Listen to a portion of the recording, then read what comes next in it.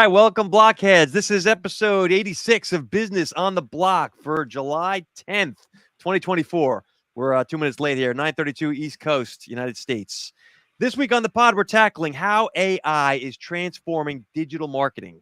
We're going to outline the 8 major ways that AI is already transforming marketing, and we'll tell you 2 ways this tech is going to change marketing tomorrow, and by that I mean in the next 6 months.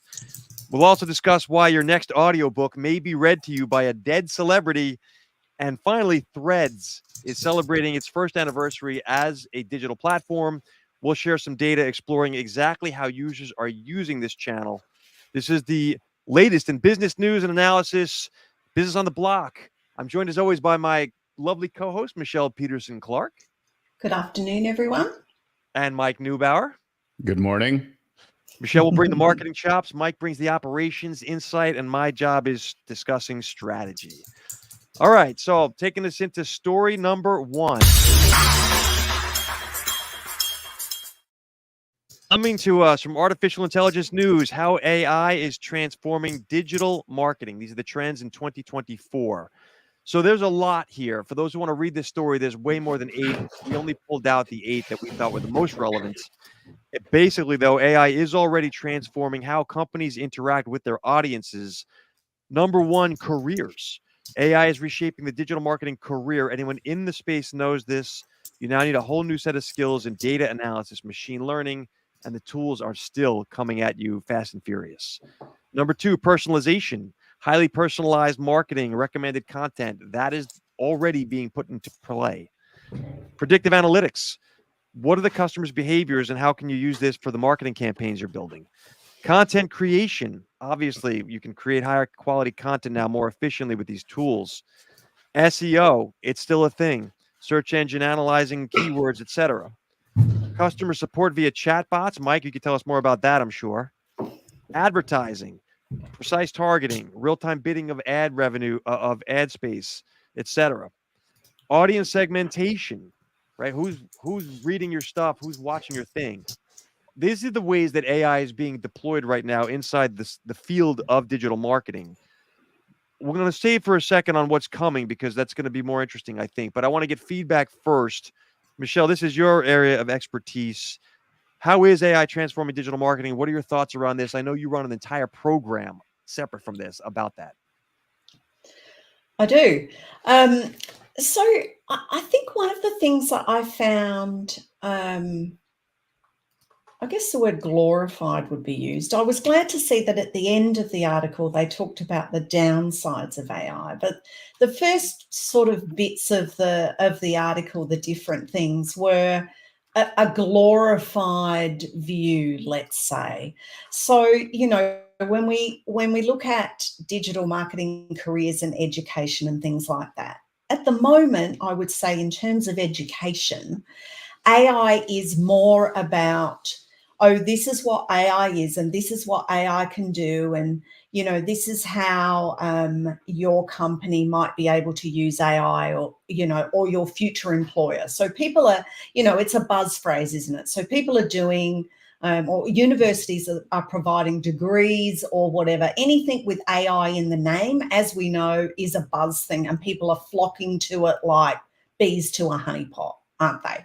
So, at the moment, I think in terms of education, we're at that sort of introductory level. I don't think in education we've got to the actual way in which we can necessarily form and change what AI can do inside a particular business. My sense is, and what I see around, that is not where we're at in that sort of stuff at the moment. But then we go on to, some of the other things. I think that for me, some of the most useful stuff is in terms of, the section about content optimization and SEO, automating analysis of keywords and, performance tracking and those sorts of things. I think they're the areas where not enough people are talking about that stuff, and where leaps and bounds in AI can take us way forward from where we are now, or that you could do manually. So,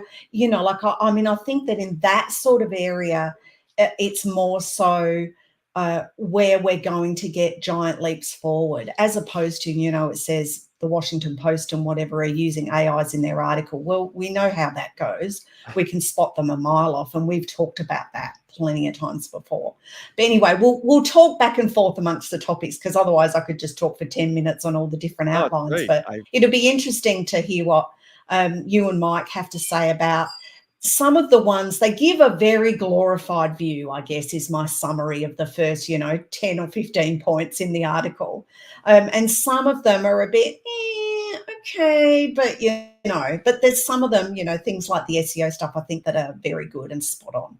Well, as you well know, folks inside the digital marketing field are talking about this and not necessarily happy about it always, but it's definitely the hot topic. Mike, what are your thoughts? How is AI transforming digital marketing? I mean, I think all of this can be summed up very simply.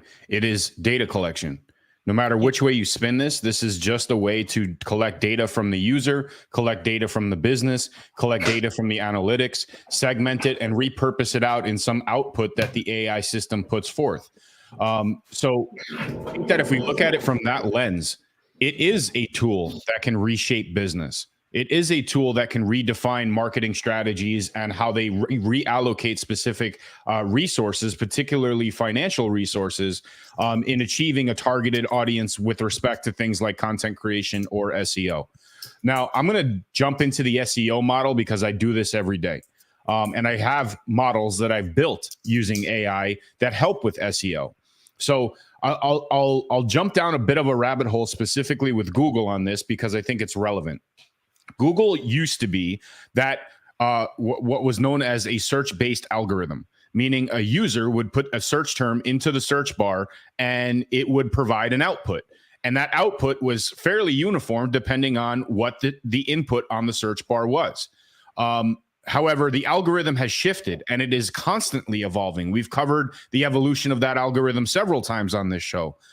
So how do you keep up with the keywords, key phrases, and maximizing your discoverability using that particular algorithm? Well, what if there was a system in place that is trained to look at that and analyze it all day, every day, and then provide you with any necessary updates that you have embedded within your SEO plan? Well, that's the tool that AI has in place. Instead of providing the guesswork on what you think your target audience would be searching for, it can analyze users based around their search history, which is now the way that Google's algorithm really operates. It is a predictive algorithm versus a search algorithm. And to sum it all up, I'll use an example. If we're all at a cafe, the three of us, we're sitting at the same table, we whip out our laptops, we go to Google, we type in the exact same thing, we will get different results. And that is because we have different search history. We have different internet history. There's different cookies embedded in our browser. There's all sorts of different variables that are taken into consideration now. So how do you analyze all those data sets in real time in order to maximize your investment into your marketing and discoverability efforts? AI. And the only way it can properly analyze all that is through data collection. I have two thoughts on that, though, Mike. To your point about the SEO, and I agree, that has become the main focus of how AI is altering that landscape. Content creation at first, but right now it's SEO is the focus. I think when everybody does it, whatever it is, it doesn't become as effective, right? Marketers ruin everything. So SEO right now is going through a transition, and there's a bit of a land grab, if you will, to use AI to do this. But I feel like in the long run, if everyone's optimizing for the same keyword, eventually it doesn't work. Am I crazy?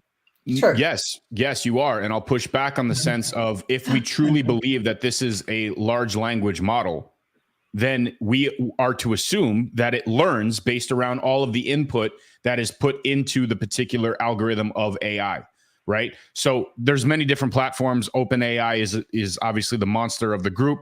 But if all of this information that we're feeding feeds it right back up to the machine, it should be able to provide very lucrative and accurate output based around its analysis, not from one source, but from all the sources. Interesting. But your assumption with that, though, Mike, is that people would be hooked in for it to be an evolving, changing thing. Like if I looked up keywords today for a particular topic, AI gives that to me. I base my Facebook ads or my articles that I write or whatever on those topics. Unless I continue to keep abreast of whether or not that, or there's some kind of an AI tool that will automatically change it or tell me to update them, I might not necessarily do that for 6 months. Because Correct. I mean, at the moment, if you think about it, we tell people and we get taught that every 6 months or so your pillar content should be updated or looked at, just so that you refresh it a little bit in terms of the spider crawling Google thingies that go out there to look at your websites, right? So unless you do that with this as well, then it would not, it will learn eventually, but it would not do that unless there's some kind of, unless someone, I mean, perhaps that's a product, someone needs to invent that. But, I agree with you. I'm not dissing that, but what I'm saying is I think that people will look it up, they'll get the keywords for now, and then forget about it for 6 to 12 months. I don't disagree with you. And this is where the technology piece comes into play, right? And we have this discussion in a different way very often relative to the way that blockchain is a solution for validation, right? We can easily say it's a solution, but the reality is how many people are actually going to go and verify on blockchain every single time they read something? The answer is very little, even though the solution is in place. So when you talk about technology and the evolution of the way that technology provides a service or an asset to the business, automation has to be a part of that conversation, right? So in the ability to update different keywords and key phrases as part of what you should be implementing, there are automated features, again, using AI, that can easily update the content automated. Right? You won't have to touch anything. You build the system, you define who your traffic source comes from. That system is trained to analyze everything that's coming from the search algorithm, which that's whole intended purpose is data collection. You analyze that and you repurpose that content using those particular keywords and phrases that trigger that audience within that algorithm. It updates automatically. So a lot of that information could be on the back end too. It doesn't need to be on the front end of the content. The dark specter no one's talking about, though, Mike, is this ability for AI to assemble an overview of the topic without sending people to the website. So the purpose of SEO is to get you to go to the website. Yes. AI is becoming an obstacle in the front of that, where I get my information and I never click on the website. I understand that, but if you poll 10 people, how many people use AI as their search base for information? I guarantee you it's way less than that. No, I don't need to go to AI for my search-based information. I go to Google, and Google Gemini pops up a little blurb at the top. It's already doing it, and it'll say like, "Oh, looking at the 4 websites below, here's the information you needed." So again, it's maximizing discoverability. That's what SEO does. It doesn't drive traffic. It provides you as a validated result through the algorithm. So they can provide as much AI crap, Gemini stuff as they want as part of a synopsis of your search perimeter. But the ability to have your website pop up as a validated result, that is the whole point of SEO. The result of people clicking on it, I disagree. 100%. Search engine optimization is to get you in front of the pack with respect to the search engine. It does not force the user to select that button. No, but the intention is for people to select you. Otherwise, why would you do it? You guys can put shit in a bag and try to sell it. If your SEO is perfect, you're going to pop up as a validated result. So, it could be useless. Wait. No, it could be useless. But again, the product or the service still has to be attractive in order for the user to select it. Right? You see all these different marketing platforms on all these different, social platforms, search engines, whatever. The whole idea behind search engine optimization is to get your product or service in front of the other guy. That's it. The next step is, you basically making the product appeasing and attractive for the user to interact with, in this case, your website. All right, here's some sales tips for people listening. This is the features versus benefits argument. The feature is not what the people want. The benefit is what you get, and that's what they want. So the feature here is that you're getting listed as the top link on Google, but the benefit is they've actually clicked on your website. All I'm saying is that AI creates an X factor now where you do get the feature. You're listed there, but they don't click on the website, which is the benefit. I understand that, but SEO does not have it doesn't cross that threshold. It gets you to the door. If the user enters the door, they have to re-engage with it. Right. So I think the other thing too is that, in this particular article, they laud the customer engagement support, AI-powered chatbots and virtual assistants. Well, they were the things that we all hate the most about that stuff. If you try and call a bank or you talk online with, you're trying to return an item of clothing or check if something's in stock or whatever, like it's a friggin' nightmare to try and actually get to the point where you think, is the person I'm talking to human or not? And that's the kind of, it's like the press 1, press 2, press 5, all of that stuff. Everyone hates that stuff. It might be great for the companies, but it's certainly not something as a user that I go, oh, yay, and clap my hands about, because the more companies that use that now, that means they sack workers, great. So the bottom line for them is better. But the customer engagement and the customer satisfaction levels drop because of it. And that's something that I think we're going to see. There'll be this whole clear out, and we've seen it in other industries in the past before, where they've, some revolutionary things happen. They've taken 3/4 of the workers or the original service away. People eventually hate it, get turned off, and profits start to drop, and then they have to bring back people. It's like all the call centers going to India or Pakistan, and then some companies have gone, now here there's companies that say call centers are in the UK with UK workers, and there's actually people that you can talk to in real time that are not very far away, because that has increased customer satisfaction. And I think some of the AI stuff that they're talking about now as breakthroughs and big things are going to all be turned on their head in a couple of years, 5 years' time, because there'll be such a backlash that people want to talk to real humans. I want to go ahead, Mike. Go ahead, Mark. No, you go first. Well, I was just going to make comments on that. Again, it all boils down to data collection. If these AI tools are in place and they can manage and identify and segment users' concerns using customer service, nobody ever calls customer service and is like, fuck yeah, I hope I have a great experience. Right? Like it's just not that type of business. So, instead of having somebody on the phone that you rely on to take notes about what the customer concern is and all these other elements, you can now create an AI system that captures all that data for the business. The business realizes that the customer is calling that to complain about it anyway, right? There's no real benefit in making them satisfied. You can try to make it right. Obviously, it's a frustrating component, but that was dating back to rotary phones when you used to have to, spin to dial 9 and you dialed 8 by accident. So you got to hang up and dial again. So, the customer service element of it, I think from the business perspective, all boils back down to the data collection. And what does the data collection have the ability to do for the business? Analyze the issues and come up with an internal solution that can potentially prevent people from calling in the first place. Did you say rotary phones? Rotary phones, yes.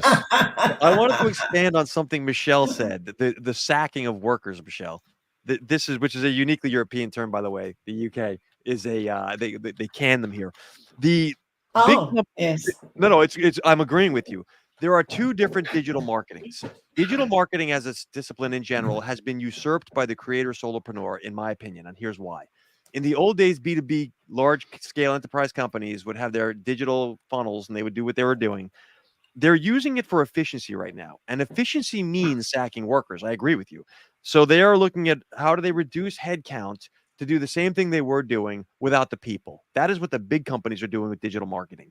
These smaller solopreneur creator folks, the content entrepreneurs, what they're trying to do is innovate, right? They're creating new workflows. They're trying to integrate new ways of reaching their people in more personalized ways.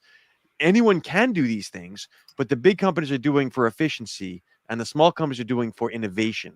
And this is a distinction I see happening and playing out. I also think SEO is a uniquely B2B approach. And Mike, it's definitely, it's a big money thing right now. I think that everything you say is right. I agree with you. I'm not disagreeing. But I do think that digital marketing is going through a major transformation because the big companies that are doing the efficiency thing will eventually lose the innovations and then have to buy. Well, they're always behind on the innovations, right? It's the small businesses that implement the path forward on innovation. But I would argue that small businesses are equally as effective in the efficiency component as well. They don't need to be as much, though.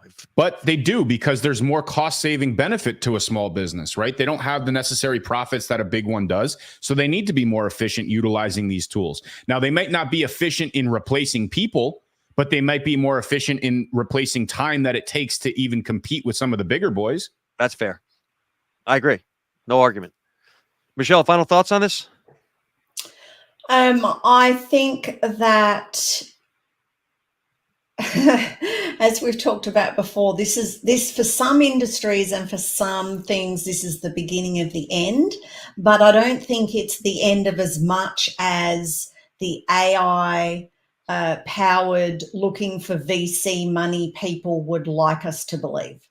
So I want to just cap this with the article. There's two trends emerging in digital marketing, which are growing right now very rapidly. And in addition to all that we've talked about that is already in play, the two areas that companies are spending money and time to try to figure out, one, augmented reality. Brands like IKEA and L'Oreal are already using AR to allow customers to visualize the products in the customer's environment. Which is good. Right. Trying on clothing. Like, this is in place already. Seeing what your new kitchen looks like before you actually spend the thousands of dollars on it. Placing the furniture in your house. IKEA have been doing that for a long time. Right. We're trying to get an AI avatar to replace Mike Neubauer. That kind of thing. I am AI. The second, go ahead, no, I just want to make one quick comment on that. And that brings us back to the fundamental roots of how a customer engages with an e-commerce platform.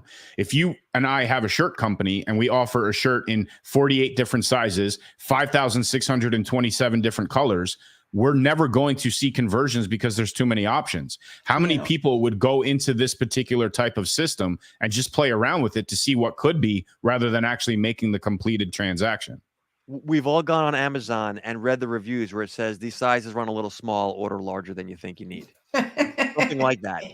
Yes. Well, I'm just saying, if you provide people with a platform, this is a video game, right? Like, you're taking your house, you're putting it into a video game, which again is data collection, right? They're mapping out the size of your house to rebuild the next batch of furniture that they know fits into the average person's home now. Like, all of this is the next step in the production phase for these companies too. But my point is that if you provide them with a platform to engage with that does not encourage the transaction, you're going to get a lot of people going to the website. SEO will go through the roof because you got a lot of engagement on the site. But the reality is your transactions will take a hit. Yeah. The second area of future trends emerging in digital marketing right now, beyond augmented reality, is voice search. Voice search is becoming a very popular thing because you literally don't have to type. So people are able to now use Siri in an intelligent fashion. Amazon, of course. It becomes easier when I can just talk to the thing. And I'm going to reference back to Tony Stark and Jarvis than when I have to sit in front of a keyboard or tap on my phone. And I think that people are underutilizing the fact that or under recognizing voice search is emerging as a very strong trend. One of the fastest growing things in digital marketing right now. So it's not only the searching either. Like, I mean, when you pick up your phone, if you're out on a walk and you want to send a reply to a messenger or a WhatsApp app and you press it and you talk into it and go, yes, I'm just out doing for a walk now. I'll contact you when I get back, or, like answer a particular question if someone's sending to you, and you press send and it types it out. Yep. Or sends it as a voice thing. So, like I'm finding more and more of my friends are kind of doing that rather than sitting there, and like my kids laugh at me because, I type with two fingers. And, like it's quicker as well. You can respond much more quickly. It will correct if you say no, delete or, so. Well, I don't agree with it. I think that it checks off two boxes that we covered here, and it's automation and it's efficiency. Convenience. Yeah. I agree. But one thing I want to add, though, Michelle, to that, that people talking into their phone, that's going to become, you won't need the phone eventually. Like the people, it's easier. They're going to do it. Mike, to your point, convenience and ease, it's voice is easier than typing.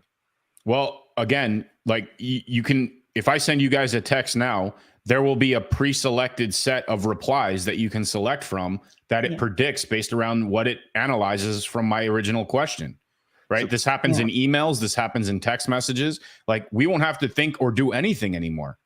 This changes marketing, though, because when you go on Google SEO and you get your choices of what you can click on in voice, you're getting one response back. When I say to the thing, what's the local pizza, what pizzerias are nearby, it's going to tell me, blah, blah, blah is near here. If you type it in, it's the same thing. But I'm not going to want to sit and listen to it tell me 5 pizzerias, right? What pizzerias? What's the best pizzeria around here?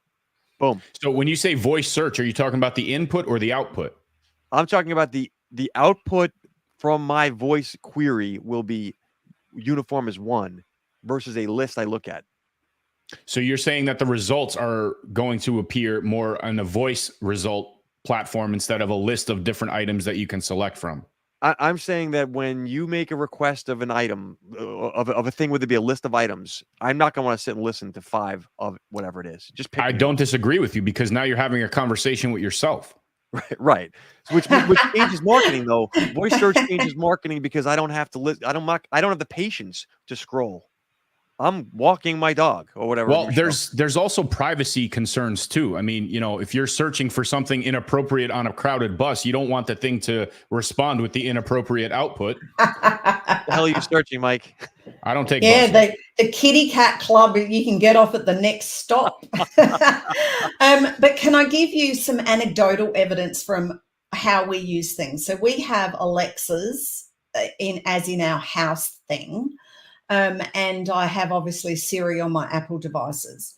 Anecdotally, I'm finding that I think Siri is getting smarter and Alexa at the moment is lagging a bit behind in its interpretation of stuff. So now I whether you could do it before or not, I don't know, but I know that like in the morning, I don't have to reach forward to turn my alarm off. I can be lying there half asleep and say, Siri, turn alarm off, and she now turns it off. Whereas what I'm finding with Alexa is like I might say, show me Sky News live on YouTube, and suddenly it will tell me about how the market cap of YouTube or how many people follow the Sky News YouTube's channel. It's off the rails. Yeah. Right. So, but then I go, Siri, Alexa, whatever. So Right. What I'm finding at the moment is Alexa is not catching up as quickly with the nuances of what you say to it, whereas I think Siri is at the moment. Well, that's because they've plugged ChatGPT into the back of Siri right now. Anyway. Yes. And we covered that weeks ago. I'm taking but I'm just saying that's an anecdotal thing that I'm finding currently in our house. Those are the 8 trends transforming digital marketing, plus the 2 to keep an eye open. We're going to go to story number 2. But now to CNN, AI resurrects deceased actors' voices to read audiobooks. 11 Labs is partnering with celebrity voiceovers of deceased actors in its newly launched Reader app. So folks like Judy Garland, James Dean, Burt Reynolds are already under contract. I know they're not alive anymore, but they're the estates. The company 11 Labs has made financial deals with the estates of these actors. Financial details were not released, but you've got a growing number of now families that want their deceased famous celebrity relative involved in this because there's money here. So as it turns out, you actually can't copyright your own voice, right? Voices can't be copyrighted, but the image, likeness, and usage of once you're famous can be. So thoughts around this, Mike? We're going to start with you. AI, dead actors. You might have been the one who first brought this to light with George Carlin back in the day. What are your thoughts around this? Well, first thought is, whoa, it must be Burt Reynolds or something reference. But yeah, I mean, listen, like this is a new way to have royalties, right? Like we've said this before, this is the new version of that particular estate having royalties. And look, is this a digital version of the Fountain of Youth? I mean, we talked about this several different ways, but I mean, in 3 generations, how many people are going to know who Judy Garland is? Right. I mean, she'll be a star on some sidewalk in a decrepit LA. But, the reality is a lot of people aren't going to be able to sit through a Wizard of Oz movie. All the Burt Reynolds films, even though some of them are badass. Like, this is a way to keep the system even, to keep their personalities, to keep them alive in culture. Right. And I forget the name of the device, but I think the analogy I used was that that stupid little map thing that you used to have in your car and you used to be able to change the voice to a celebrity or a British guy or an Australian chick. You can change the voice of the output. And, it was only a matter of time before celebrities jumped on this. And we're seeing that in AI. But now I think we're seeing the estates being able to capitalize on royalties. And this is where I think somebody like Carlin or the Carlin family made a big mistake. Yes. While I definitely agree that art is something that is very personal and that it should not try to be replicated, even if you have all the tools to make it, especially in this AI world we live in, I think there's a unique play to keep that system alive, keep that personality alive, and own the fact that it is an AI generated content. Nobody's going to sit here and believe that Burt Reynolds rose from the dead to read Harry Potter 67. Right. But the reality is that, people who at least are in that sort of generation will trigger certain memories of what other art he provided and how that made them feel when they engaged in those within those films, or when they rewatch that with their parents. So I think it triggers a few different elements that are missing. And I think that if I were a global personality, which I guess I sort of am here, I would definitely make it known that in my estate, my royalties will be passed on generation after generation. To your point, Mike, we'll get your comments in a second, Michelle. But when J.K. Rowling does release Harry Potter 67, she can do it in Professor Snape's voice, Alan Rickman, even though he's no longer with us. So there's a marketing angle here. Of course there is, but there's also money. There's royalties that could be generated for the family as well. And I think that there's a business model that is yet to be tapped into. But, when there's these types of solutions in play and there's money to be had, the two get married very quickly. Michelle, what are your thoughts on this AI deceased actors and their voices? So I agree with Mike. I think that, and we talked about it at the time, didn't we? That George Carlin's family, okay, they may very well have sued them for using his voice, but the fact that they made them delete everything and they weren't allowed to use it again and all that was a huge mistake. At the time, we said what they should have done was made a deal with them and, license it to them or whatever. And they should have made a 10-episode series of new George Carlin shows. Absolutely. And so I think that, the estates of these famous people who have died have gone, this is a resurgence of, like, you can imagine them, Burt Reynolds will be doing TV ads and virtual, this and that. It could, the sky's the limit really now when you think about it. So from that point of view, I'm not surprised, and we have talked about it before, haven't we? But also,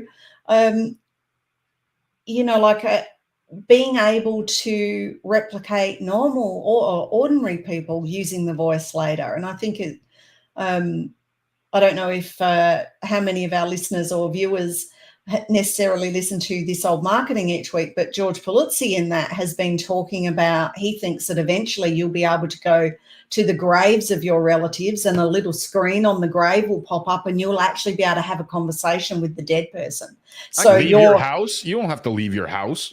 No, sure. But, you kind of go to the cemetery or wherever to pay your respects, don't you? And his argument, his family's been in funerals for a long time, is that you would be able to go there and have a conversation with them. So your great-great-great-great-grandchildren can be talking to you.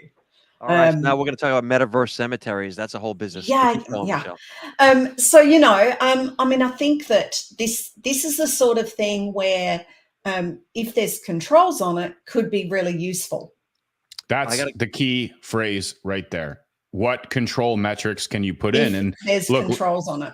Because it is an out of control market right now, right? So we talk about technology being the solution, particularly blockchain being the solution to authenticate some of these angles. That literally could be the key on how blockchain works into this. If you're going to license Burt Reynolds to do the voiceover of your book, then there needs to be some validation point that it actually is. There must be some certificate of authenticity that it actually is the component that is licensed to use his likeness and his voice. And that royalty gets, paid to the proper person, in this case, his estate. So I think that, once again, blockchain is brought, from the left field and brought right back into the center as the solution that makes this all work. For longtime listeners of the program, you guys will remember we discussed a while back, ABBA, the band ABBA, there's shows in London where you can go watch the original 4 members of ABBA performing. There's another band playing it live, but they're holograms on stage. And so also Kiss, the rock band, is working on the same thing. This is very similar, where you've got people that either are retired or retiring, or they're not with us anymore at all. And you can continue to make money into perpetuity. I'm building a shed in my backyard with my 15-year-old. And yesterday he's picking the music. He puts on Frank Sinatra. And he's 15. I said, "Do you like Frank Sinatra?" He goes, Frank is fire. I love Frank Sinatra. It's too bad there's no new music from this guy. And I'm right. And I'm like, there will be soon. I didn't even bother with it. So my point is, there's so much money, and there's an intergenerational. I mean, yes, we're going to see more of this than not less. Last point I'll make real fast. This reminds me of sampling of rock music into hip hop or rap in the 80s, right? When the Beastie Boys are stealing Led Zeppelin riffs, and then there's the argument of who gets paid what. That's all got to be worked out right now up front with this, and that's the phase we're in.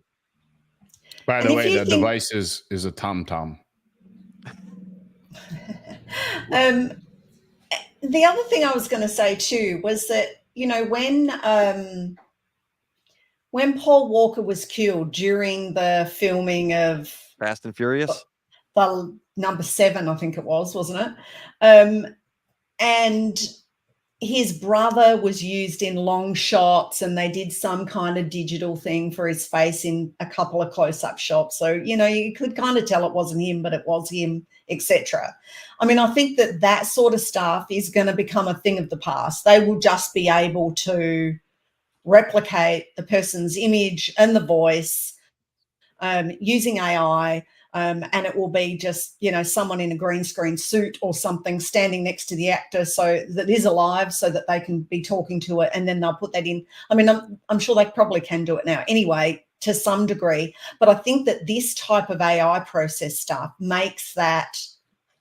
is going to make that far easier in the future. And we've also talked about movies where there'll be no actors anymore. It'll all be AI. This dates back to 1994 with Brandon Lee and The Crow. I was going to say this. Go ahead, Mike. They finished the movie with him after that, you know, freak accident. Same with his dad, though, right? Game of Death, Bruce Lee's final movie. They didn't finish filming it. He died. They ended up filming it with an actor that just showed his back all the time. That's a little different. Right? Like, you know, the computer generated version of the actual actor versus, you know, hey, I'm doing a split screen and this is only my back. You know, again, technology availability, but we're dating this back to like 1994 where, you know, they're not here, but we need to make sure that people believe they're here. That's really what we're talking about. So in the last Top Gun movie, Maverick, Val Kilmer, Iceman, lost his voice. You guys may know this in real life. It's a health issue. And they used his son to do the vocalizations. They used the actor, but it was his son doing the voicings. So they won't have to do that in the future. So Bruce Willis is unable to do new movies because of health issues. So like Michael J. Fox, there's so many of these folks that can now make money because they've got the fame, but maybe not the ability, or they're just not here anymore, right? A la Frank Sinatra. And the thing is, in cases like that, you know, those actors have made so many movies. The AIs just have to, as a learned language model, they would just have to watch all the previous content and be able to do it without anybody having to do anything of cloning voices or whatever. It will just know. I think on the business side of it, this is a business program. 11 Labs, genius for forerunning this. Who's gonna counter this? Who's going to challenge them in this right now? Again, where are the guardrails? Well, that's the thing, Mike. When they can do anything, they will. The question is, at least the families can get paid. We're not going to stop the tech. I agree with you. Well, you say they, but the reality is the technology is available to anyone, right? So it's we, right? So they're not going to do it. We can all do it, right? And this is what makes, you know, we've seen, like, there's always black eyes and scars in all this new technology that comes out. We've sort of seen that, you know, dating back from the emergence of blockchain and NFT world, but even crypto. But, you know, what's going to stop somebody from creating a voice of me and then basically claiming that I said something that I didn't? Like, we've already seen stories of that. U.S. presidents are playing Dungeons and Dragons. Right. In the election stuff, we've seen stuff like that, haven't we, there? But, I mean, I think that in terms of your point, Mike, about the guardrails, in the first instance, I would expect the contracts, the legal contracts for the licensing between the family and the business, 11 Labs in this case, would provide some kind of guardrails in the first instance. Now, what that means longer term, I don't know. But you would imagine they would say they can use it for this and this. They can't mention this, this, and this. So there would be some parameters I would expect around what they're allowed to say or use in terms of the voice for the license and what they can't. And this is, again, where blockchain comes in as the crutch, right? Because if 11 Labs does not comply with something that somebody else wants to do, they'll go to a different service provider. I agree. And it's enforceable now. And you may remember Scarlett Johansson a few weeks back, arguing with Sam Altman about the use of her similarity of the voice being used to hers. Yeah, Mike, you're right. Blockchain becomes not only an option, it's the only solution for this. All right, I'm going to take us to story number 3, if that's okay with you guys. From social media today, Threads shares new user insights. Threads, the platform, is celebrating its first anniversary. It was launched July 5th of last year. There's a new report coming out of Threads, so Meta is putting this out, on how people are using the app. It was based on a survey of 2,000 Threads users, which frankly is not a lot, and they were all in the United States. So it's a little bit stilted in my opinion, but here's some details for you. Among the highlights of the report, 67% of Gen Z users are using Threads purely for entertainment news. 63% of the Threads users use it only for text. They don't post any kind of visuals. 60% say that connecting with others and building friendships is the most important piece of this platform. Another 60% of Gen Z and millennials really only use voice threads, so you can use their vocal notes, basically. And overall, there's 175 million users reported on this app right now. So it isn't the success they wanted it to be, but it is successful. It's developing, though. It's evolving, which we'll talk about in a second. But thoughts around this? I think, Mike, we'll start with you. What are your? Can I ask a question first? Please, no. So Mike said he didn't think it would last this long. So comment on that. Mike, you can lead the conversation. Is that your attempt to throw a survey of 2,000 people on this app that apparently has 150 million users? Give me a break, man. This thing is dead on arrival. Going. Is it still going? It is. No, they're shoving it down people's faces. That's all they're doing. People are not flocking to Thread. Never once in my entire, since it launched, not one time has somebody come up to me and said, "Hey, did you see what I wrote on Threads? Did you check out my post on Threads? Did you see what kind of engagement I got on my Threads account?" Never once. This thing is dead on arrival. It is a joke. It's always been a joke. It's been an attempt to combat Twitter, X, whatever the hell it is, and it failed miserably. So just like other things that Facebook got their tentacles in that failed miserably, i.e. the metaverse and all the crap that they put forth with that, they're just refusing to let this go. They're skewing the analytics. You're going to sit here and tell me that on this 150 million user type platform, you were only able to scrunch together 2,000 people in the United States and come up with these ridiculous numbers? Come on, man. This is literally Marc, a pharmaceutical. This is a pharmaceutical industry type of survey. Michelle, I wish I had a little violin. Perhaps I'll just do this. Do you use Threads? No, but I do read some of the Glasshouse. stuff. You can't be throwing stones if you don't even use it. I do read some stuff on it though, because it interrupts me during Instagram, which is one of the shoves points. It in your face. Which is one of the points that was made in the bulk chat just a moment ago. I have some thoughts on Threads versus X, which if I can intersperse them here. Michelle, go ahead. You can go first, though. You go. All right, Mike, I've been browbeaten by Mike. I'm hiding in the corner. Threads is not going away for Mike, unfortunately. To your point, Michelle, there is a distinction, though, I'm going to draw between Threads and X, formerly Twitter. This is purely my opinion, but I use them both a lot, and this is what I find. Threads, at least in the United States, incredibly liberal, whereas X is very conservative. And I'm talking politics. I don't do politics. I'm in the marketing sales business. But if you read what's going on there, there's people that hate Isn't that X. what politics is? People hate X and Elon specifically. They will go to the Meta product and vice versa. So that's number one. Number two, Threads is very much built around the gossipy magazine style, entertainment news as they reference in this. And Threads doesn't have the same DNA that X does around technology. So on X, you're going to find a lot of crypto conversation. That the whole the technoverse goes on over there, but not on Threads. So there are very fine distinctions, is my point, between these platforms. They functionality wise, they're similar, but they are not the same because they attract different users. There's very different platform cultures for each.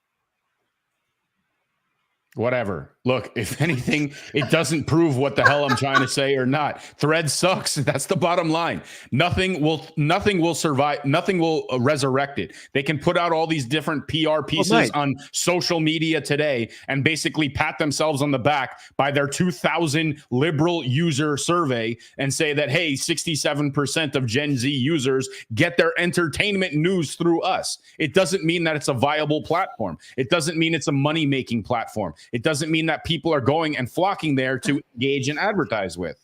So one of the rules on the trading desk in the old days for me was don't invest on emotion. I agree with you, Mike, but it doesn't matter. As a business mind, I don't really care. I just care where the users are. They're on Threads, whether or not I agree with them. No, they are. The 175 million of them are. They are not, listen to me. They are not utilizing the platform. They're being it's being shoved in their throat to potentially interact with. And again, if everything is relative around data collection, the sheer fact of engaging on one of those posts, whether it's reviewing a video, clicking it by accident, that segments a user as active and actually engaging on it. But when you compare the two, compare your Twitter account to a Threads account, and you tell me where the people are. I agree with you. Can you please tell Mike's AI bot has gone off its guardrails here? Okay, let's go back to the very beginning of when Threads started. Why did it start? It started because at the time it looked like, did it not, that Twitter was going to implode. Twitter lost half of their advertisers because of Elon's comments. Yes. And they rolled it out quicker than they say they wanted to, whatever, because they were looking to try and grab some share of that market. Agreed. At that particular time. Okay. My sense of what's happened is, if you think about it, they haven't really done that much with it, have they? Nothing. Right. So it's had one or two, maybe three little tiny features. You got party hats for its birthday and the confetti. Isn't that lovely? But in terms of being able to do other stuff and, the extra features and all of that stuff, which even matching what Twitter has, they haven't got to that point. So what Threads is? I figured it out. I figured it out. Threads is the lollipop. Let Michelle finish her point, Mike, and then you can respond. See, now you've thrown me off, which is Threads is the lollipop to the tantrum that the liberals threw when Elon bought Twitter. So I am just going to jump right over that one. So I think that it is still an each way bet for them. No, it's not. It's there. And it's just humming along at a low level. They're not giving it much attention. People are using it. If people aren't using it, they're not necessarily worried about that right now, but they're like waiting back at the end of the marathon for that last little bit before the end where you surge forward to try and win. And that's if Twitter falls over. That's what I think. The problem with X is Elon, and I love Elon. For those who don't like him, I'll take the side of, I think the man is innovating humanity. No, I know. But the problem with X is Elon. The problem with Threads is it doesn't have a culture. It's a platform in search of a culture, meaning the people that are on it, like you said, Mike, it's been shoved down their throats. They're on it because they happen to have Instagram, Facebook accounts. But it didn't attract the audience because it was the thing. It just was, it had the distribution and it's trying to capitalize, to your point, Michelle. But the end result of all that is, unless there's a culture on a platform, that people go there because that's their kind of people and they want to be with like kind. Platforms don't survive. So I'm not saying Threads isn't going away. It's going to be fine, but it doesn't have a culture the way TikTok, LinkedIn. There's a specific type of the way you communicate and the type of people you're going to find. You know what you're getting involved with. Threads is still all over the board. Threads exists. That's it. That's the culture that is behind Thread. It is an existing platform. That's all. And that's where it will remain. Nothing will come from Threads. And this was my argument the entire time. All right. I think we've beaten this one to death. I want to take us to a quick fluff story if I can before we do the quick roundup. I don't have a fourth video intro for this, but there's a story coming to us from Axios called I thought this was our conspiracy corner. Isn't this conspiracy? You want to do it? Yeah, we're doing all right. it. I wasn't Let's going go. to. We'll make this in a conspiracy corner. All right, grab your hats, everybody. We're going conspiracy.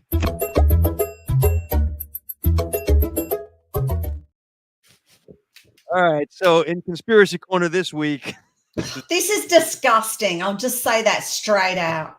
scientists create smiling robot face from living human skin cells. So basically, in a long story short, in Tokyo, scientists have come up with artificial, it's actual skin that's able to graft onto machinery. So they've basically mimicked human skin ligaments composed of collagen and elastin, and it will, by mimicking human skin, it can bond to machinery and electronics components.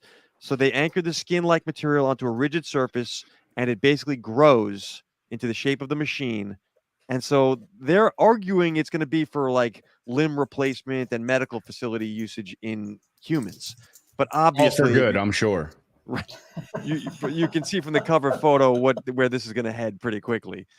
Thoughts around this one? I guess we'll start with you, Michelle. You seem to have a strong reaction to this. It's disgusting. It's disturbing. It's creepy. It's awful. And if this is what it's going to be used for, then I've got a big problem. Mike, what do you think about fakes, real skin on fake machines? Well, the first thing I noticed is that the shared social media icons does not include Threads at the top of this article. So that's story 3, pal. Anyway, this is a mix between it puts the lotion on the skin and Terminator, right? So, this is terrifying to say the least. Why they need to do that when everything can be generated synthetically is an interesting thought. But we talked about the voices and the everlasting effect that, AI can provide for people to, I guess, live in society and in the culture post-mortem. Is this a way that your DNA lives in certain AI components in the future when robots become your personal slaves in your home? Right. So this is what we in the chat we were talking about. This is what I sent to the gang back when this story first got proposed this week. Yeah, this to me, it's got Terminator written all over it. They obviously want to make this into an AI overlay that's going to be making this thing a little more, I don't know, humanizing machinery, we'll call it. I do feel that that's the intent behind this. They're not discussing that at all. The article says it's for medical usage for humans, regrowing of limbs, etc. Then why are they making it smile? Come on, Mike. It's lovable. But, like we've been doing skin grafts and growing people's skin and all of that stuff like properly. Like what? No. What caught my eye was the fact that if they're working on skin, I get that, but the picture has eyeballs. Well, it's a robot, right? So you got to give it some personality and make it look human because that's how people would be able to interact with it. But my point is the emoji. What about the emoji one in the left, the pink? It looks like an emoji. But if you look closely, and I'll try to zoom in on it, like it actually has cheekbones. Oh yeah, it does. Yeah. So it's creating the system to, I guess, provide some. And there, you get a close up of all the social icons. That does not include Threads. You get a basically a snapshot of what the emotions would trigger as part of a human reaction. What's stopping them from taking this and saying, "Hey, we're going to do the same thing, but we're going to replicate the way that a liver functions." and we're just going to create, an AI generated home lab grown liver, and we're going to use that as sort of an organ replacement mechanism. We're generating parts here. So two things come to mind for me. For those who are familiar with Amica, which is the artificial robot that looks like a woman, have you guys seen her? She's on stages frequently. There's a company that's made this robot, and oftentimes she's asked, what is it that she would most want to learn about? And it's always, the answer is always the same out of these things. They want to understand humans and human emotion better. So these robots want to be human. Also, if you remember back early chat, listen to that statement, dude. The robots want to be human. That's something out of a Wall-E movie, man. Early chat GPT, when that New York Times journalist had that weird, strange back and forth with chat GPT that was very unusual around, did the machine actually loved him? Do you guys remember this conversation? In that one, the machine wanted to be human. And so I'm not, all I know is when I see this overlap between machinery and humans from both angles is what caught my ear. I was like, okay, so this is just weird, but yeah, there's potential for all kinds of abuse for this. Okay.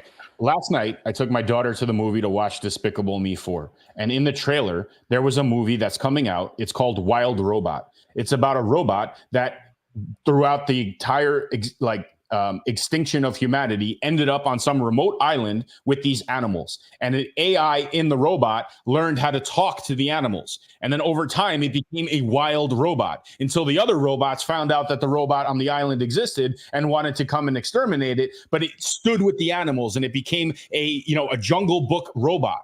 That's exactly what we're experiencing here. It's the personification and the humanification of robots and AI. And now we're literally taking the skin off of our faces and giving it to them to do that. So all I know is that the Decepticons and the Dinobots, they were ahead of their time. All right. Sci-fi and AI are not too distinct. I want to take us out of Conspiracy Corner, and I want to do a quick recap if I could. This is disturbing enough, but all right, we can remove our tinfoil for a moment. Quick recap on what we have tackled today, guys, for those who were joining us late. Story number one, we discussed AI is transforming digital marketing. We went through the 8 trends, in my opinion, personalization, SEO, those are the major ones, and the future trends of augmented reality and voice search. Story number 2, AI is resurrecting deceased actors' voices, which are now reading audiobooks. So they're bringing back the dead famous people to read books. And story number 3 is that Threads is still kicking. It's a year old, and they are trying to make themselves into a relevant platform right now. And of course, a little brief on the Terminatorization of AI. What are you guys thinking, Mike? We'll start with you. Final thoughts on this, stories that we should be most paying attention to. What was the most relevant piece from today? Data collection, automation, efficiency from story number 1. Story number 2, fountain of youth with respect to the ability to have an estate live on through a persona. Story number 3, Thread sucks. Story number 4, we're in for a Terminator-like future here. I don't like the lack of optimism. Michelle, hopefully something a little bit brighter out of you. What were your big takeaways from today's stories? Well, Mike did a good summary, other than the Thread sucks bit, but I think that for those of you that listened to our prediction show this year, we talked about how many episodes out of the 50 odd that we'll do this year will we talk about AI, and we've had various ones, and I think I said 40 or something. We're probably going to pass that. But I think next year's question will be how many episodes where we won't talk about AI, because I think that over the next 12 to 18 months, it'll be not many other topics will eclipse what's going on in the AI world. So I actually think there's a pushback against AI going on right now, believe it or not, small, but and I'll expand on that in a second. From the stories of this week, I think the ones that was most relevant to me was how AI is transforming digital marketing. That distinction between what the B2Bs are trying to do with it and what the small operators are doing, that's worth paying attention to. I feel that the marketing itself is being wholesale reinvented right now, and maybe more so than any other industry. That's not going to stop. But the magic elixir of AI that is going to solve everything, that it's an AI solution, that everyone was selling their AI widget, that is going to end. There's no AI it's like blockchain. AI will work best when you don't know that it was in there. And this show is predicated on the digital media revolution, digital business, basically. We basically discuss from blockchain, AI, how technology is evolving the space, all of it, and how it impacts your business. But I think that AI is gone. Obviously, AI and blockchain are different, but they're going to be the relevant things to keep an eye on as we go forward. We're going to be discussing more of this, not less, Michelle. I feel like you're right. The AI integration into business becomes just business. And I think too, though, that it will be much more about the use cases of it and not necessarily the technology stuff, if that makes sense. Do you know what I mean? It'll become so mainstream. We won't be talking about it for, oh, here's another AI story of raising money or creating something. It will be how it's being used rather than the first two, which has been probably the first 8 months of that stuff that we've talked about. But the thing with George Carlin or the deceased actors being used for voices for reading books, like these are innovations that are using technology in a new way to market and create new revenue streams, which, Mike, as you oftentimes bang the drum, that is a key component of what we should all be thinking about. Yes. And again, automation, efficiency, and you're right. The businesses will ultimately this will become a standard, just like a website wasn't a standard 50 years ago, and it is now. Yeah.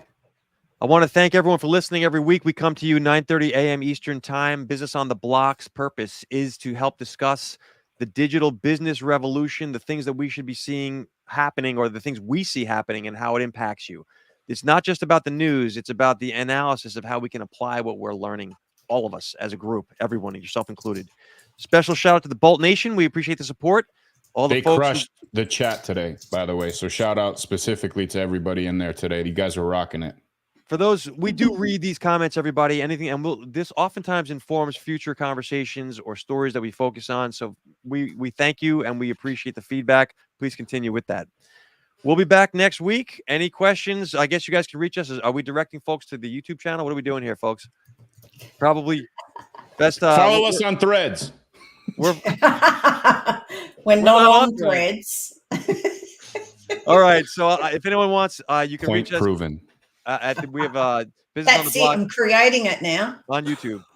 We'll see you guys next week. Peace.